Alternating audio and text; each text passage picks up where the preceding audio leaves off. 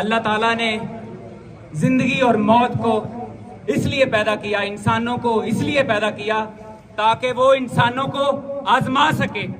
یہی ہماری زندگی اور موت کا جو ہمارا پیدا ہونے کا مقصد ہے وہ صرف انسانوں کو ٹیسٹ کرنا ہے، انسانوں کا امتحان لینا ہے۔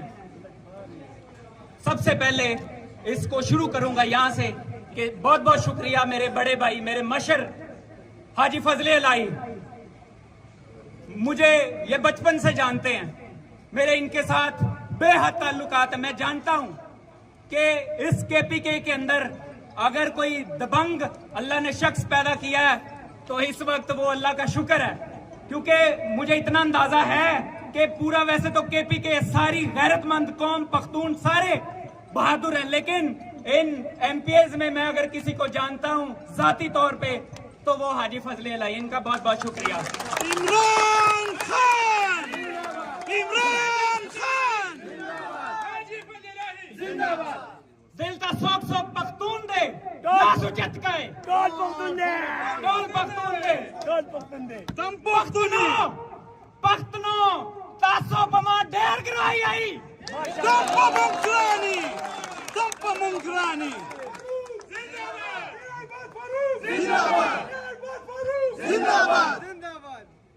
میں اپنے پختون بھائیوں کو یہ کہنا چاہتا ہوں، آپ سب ہمارے قائد کو نکالنے کی تیاری کر لو۔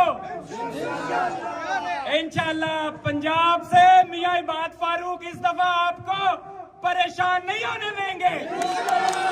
پنجاب سے انشاءاللہ اس دفعہ بہترین قسم کا انقلاب آئے گا، بڑے بڑے ریلیں نکلیں گے، ریلیوں والا کانسیپٹ انشاءاللہ اب ختم ہوگا، اور خان صاحب کو باہر نکالنے کی چابی الحمدللہ فضل الہی اور میاں عباد فاروق نے پورا پلان تیار کر لیا ہے۔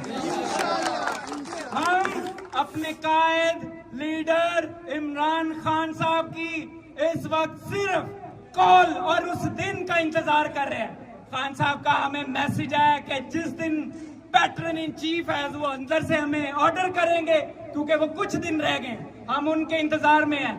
خان صاحب جب تک باہر نہیں آتے انشاءاللہ نیند نہ میاں عباد فاروق کو آئے گی، نہ کسی غیرت مند شخص کو آ سکتی ہے نیند۔ تو خان صاحب کو کون کون جیل سے باہر نکلوانا چاہتے ہیں؟ لاس اچت کے پاکستان، عمران خان، ایک ہی مقصد، ایک ہی نعرہ، باہر نکالو خان ہمارا۔